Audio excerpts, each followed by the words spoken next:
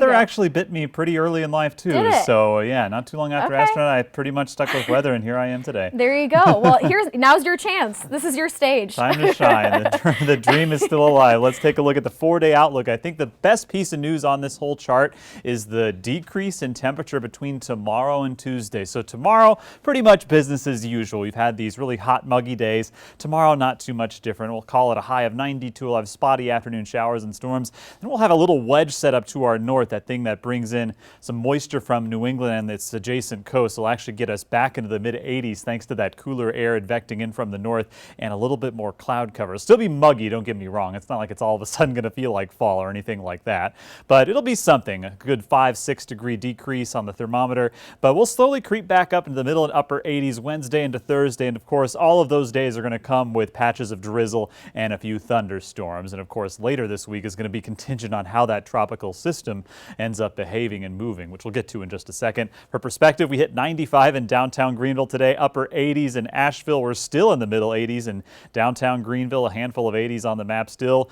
with sky-high dew points. Anything above 70 is almost unbearable, and that's exactly where we are. So we're going to be very steamy overnight tonight, literally off the charts humidity, as we're surpassing that oppressive level on the dew point scale. So not going to see much of a break from that, unfortunately, but at least not as much sun, not as much heat come middle of this week. We've got some pretty strong thunderstorms over I-40 areas east of us, but locally we've got a couple of showers over McDowell County and I-40. Also got additional thunderstorms near Augusta, Georgia, moving north towards, say, Greenwood County. So if you hear a rumble of thunder or two, it's from this weakening storm complex that's moving just north of I-20 our direction, but likely that's going to fizzle out here in the next couple hours. Notice not much rain overnight tonight on Futurecast. We start the day off dry Monday at 8 a.m. and then 1 o'clock we'll see a couple of showers develop in the mountains and just see overall spotty activity. So we could have a few brief stormy interruptions for your evening commute, but overall coverage should be limited and these shouldn't be too strong as thunderstorms. Always that off chance that we get a strong or severe storm, but not widespread.